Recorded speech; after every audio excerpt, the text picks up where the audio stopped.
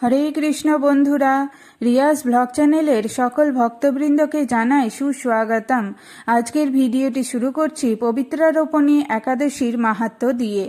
শ্রাবণ মাসের শুক্লপক্ষের পবিত্রারোপণী একাদশী ব্রত অভীষ্ট ফল প্রদান করে। আপনারা যথাবিধি তা সকলে পালন করুন। লোমশ মুনির উপদেশ শুনে আনন্দ চিত্তে গৃহে প্রত্যাবর্তন করে তারা রাজাকে সকল কথা জানালেন। তারপর সকলে মিলে মুনির নির্দেশ অনুযায়ী ব্রত পালন করলেন।